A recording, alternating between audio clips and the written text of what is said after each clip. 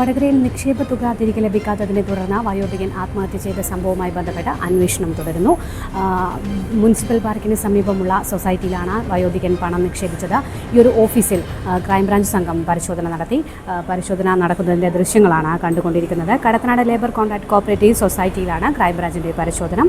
2.25 കോടിയിലേറെ രൂപയുടെ വെട്ടിപ്പാണ് ഇവിടെ കണ്ടെത്തിയത്. ഇതിനെ തുടർന്ന് സഹകരണ വകുപ്പ് നൽകിയ പരാതിയിൽ റൂറൽ ജില്ലാ ക്രൈംബ്രാഞ്ചിന് കേസ് കൈമാറിയിരുന്നു. സൊസൈറ്റിയിൽ നിക്ഷേപിച്ച് 22 ലക്ഷം രൂപ തിരികെ ലഭിക്കാത്തതിനെ തുടർന്ന് തിരുവള്ളൂർ സ്വദേശി ഇബ്രാഹിം ആജിയാണ് കഴിഞ്ഞ ദിവസം പെട്രോൾ ഒഴിച്ച് ആത്മഹത്യ ചെയ്തത്. ക്രൈംബ്രാഞ്ച് ഡിവൈഎസ്പി ടി മനോഹരൻ്റെ നേതൃത്വത്തിലാണ് ഇവിടെ പരിശോധന നടക്കുന്നത്.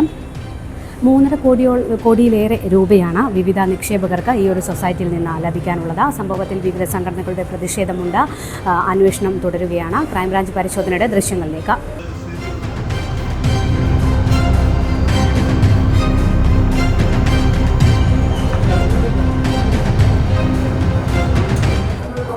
കടത്തനാട് ലേബർ കോൺട്രാക്ട് സൊസൈറ്റിയുടെ ക്രമക്കേട് സംബന്ധിച്ചുള്ള കേസാണ് സി ബ്രാഞ്ച് അന്വേഷിച്ചു വരുന്നത്.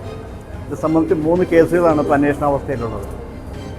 ഒന്ന്, ക്രമക്കേട് സംബന്ധിച്ച് ഓഡിറ്റ് റിപ്പോർട്ടിൻ്റെ അടിസ്ഥാനത്തിൽ റിപ്പോർട്ടായിട്ടുള്ള കേസാണ്. രണ്ടാമത്തെ കേസ് ഇബ്രാഹിം ഹാജിയുടെ പരാതി പ്രകാരം എടുത്തിട്ടുള്ള കേസും. മൂന്നാമത്തെ ഇബ്രാഹിം ഹാജി മരണപ്പെട്ടതുമായിട്ട് എടുത്തിട്ടുള്ള കേസുകളാണ്. ഈ അടുത്ത ദിവസങ്ങളിലാണ് അന്വേഷണത്തിന് സി ബ്രാഞ്ചിൽ കിട്ടിയിട്ടുള്ളത്.